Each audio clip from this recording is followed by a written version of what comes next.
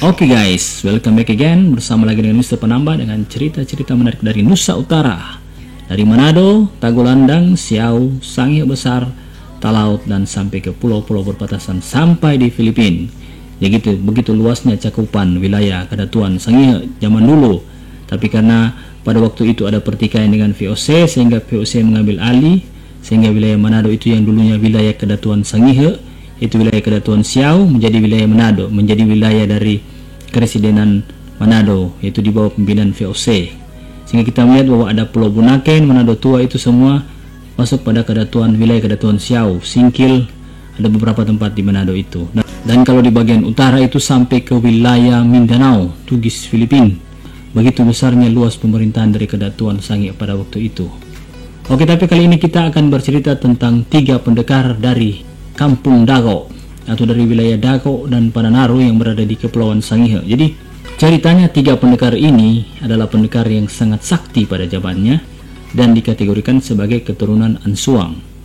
Jadi kalau pada video-video sebelumnya saya sudah memberikan kajian materi tentang siapa-siapa orang-orang yang melahirkan suku Sangihe. Ada beberapa suku itu dari Mindanao, Mulibago, Bola Mongondo, sebagian dari wilayah Minahasa, sebagian dari wilayah Maluku, Puhang, penduduk tua, dan juga dari keturunan Ansuang. Nah, kali ini dengan cerita dari 3 orang pendekar sakti yang berjuang. Jadi ceritanya seperti ini. Alkisah di wilayah Pulau Sangihe Besar, kira-kira pada abad ke-16, adalah 3 orang pendekar perkasa yang bertubuh besar, alias raksasa. Mereka adalah yang pertama Ansuang Kila, Wangkoang, dan Wahede.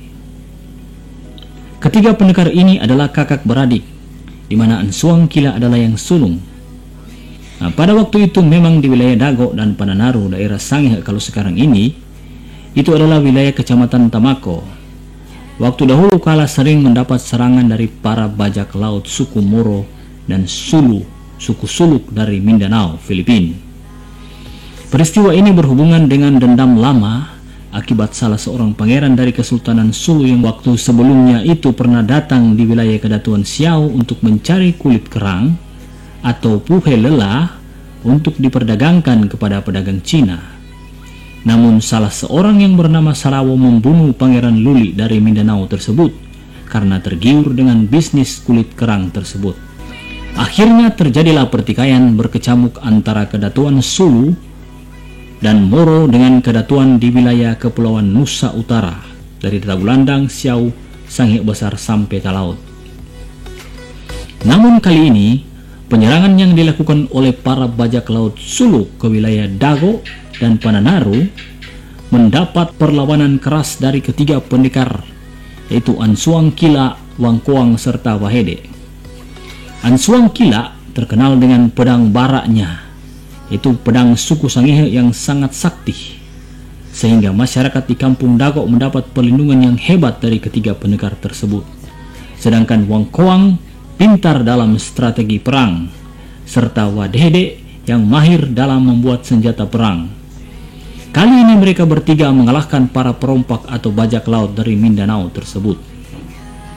Jadi dikisahkan juga bahwa pendekar Siau Hengking Naung pernah mau datang duel dengan Ansuang Kila di wilayah Dago, namun dia tidak dapat mengalahkan, sehingga Hengking Naung kembali ke Siau.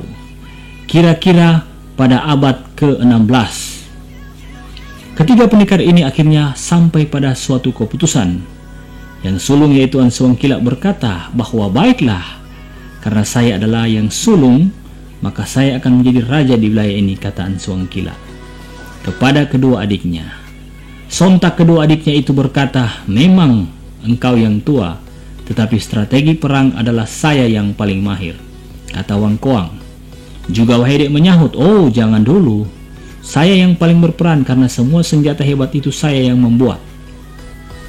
Pada akhirnya mereka bertiga sepakat, baiklah, kalau memang tidak ada yang mau mengalah, sebaiknya kita tentukan saja secara kesatria siapa yang bakal menjadi raja atau kurano di wilayah ini.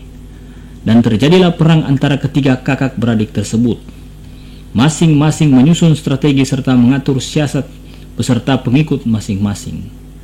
Ansuang Kila dengan pengikutnya mempersiapkan pedang bara yang tajam untuk persiapan perang, sedangkan Wang Koang dengan strategi perang atau taktik beserta senjata tumbak atau bungko, juga beberapa busur panah. Sedangkan Wahede beserta pengikutnya menciptakan senjata baru, yaitu ketepel dengan batu-batu besar pada pelurunya. Perang tidak bisa dielakkan. Masyarakat hanya bisa menyaksikan pertikaian mereka bertiga ini. Selama kira-kira 3 minggu, perang berkecamuk. Teriakan pasukan serta anak panah dan hujaman batu membabi buta. Masing-masing mengerahkan pasukan dan saling bertempur dengan hebatnya. Semakin perang itu larut, semakin banyaklah korban. Namun belum ada tanda-tanda bahkan akan ada pihak yang bakal menyerah. Dikisahkan bahwa mereka bertiga memiliki kesaktian, yaitu kebal terhadap senjata tajam. Nah, setelah yang sulung si Ansuang Kila raksasa itu melihat bahwa tidak ada tanda-tanda menyerah dari ketiga belah pihak, maka ia mengangkat bendera putih sambil berteriak bahwa sudahlah, tidak ada yang akan menang dalam hal ini, karena kita bertiga sama-sama sakti, kata Ansuang Kila. Dan keluarlah Wang Koang serta Wahede seraya menyambut ajakan dari Ansuang Kila. Ansuang Kila berkata, baiklah, kita berembuk saja untuk membagi wilayah supaya masing-masing memiliki kekuasaannya sendiri. Dan kedua adiknya pun setuju. Ansuang yang sulung pun membagi wilayah, yaitu Wang Koang di wilayah bukit, Ansuang di wilayah dataran, serta Wahede pada wilayah laut. Namun pembagian ini tidak diterima oleh mereka berdua. Kami tidak mau mendapat bagian di wilayah bukit yang gersang, kata Wang Koang. Juga Wahede berkata, saya juga tidak mau hanya mendapat wilayah laut. Dan karena diubahkan pembagiannya, akhirnya Wahede membuat peta dari kulit binatang dan menggambarnya, serta membagi wilayah dan menunjukkan kepada kedua abangnya. Bagaimana, kata Wahede? Baiklah, ini kami setuju, kata Wang Koang dan Ansuang.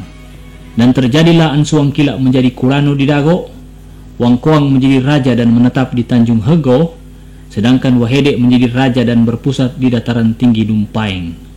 Demikianlah akhirnya ketiga kerajaan ini hidup berdampingan dengan damai dan saling membantu jika mendapat kesulitan. Sehingga pada waktu pasukan Hengkek Nau dari Kedatuan Xiao menyerang wilayah Dago, ketiga pendekar ini bersatu dan berhasil mengusir pasukan armada Xiao itu dari wilayah mereka. Sekarang ini adalah wilayah Kecamatan Tamako. Nah, itulah kisah heroik dari para keturunan raksasa di wilayah Kepulauan Sangihe. Dan mengenai fosil-fosil mereka, beberapa kali ditemukan taring-taring purba serta tulang-tulang raksasa. Namun para peneliti menganggap itu sebagai tulang gajah purba atau stegodon. Akan tetapi setelah diteliti, tidak ditemukan kesamaan antara DNA stegodon dengan fosil tersebut. Sehingga fosil-fosil purba tersebut masih menjadi misteri sampai sekarang. Oke, itulah kira-kira cerita dari 3 pendekar yang berasal dari Dago Sangihe Besar.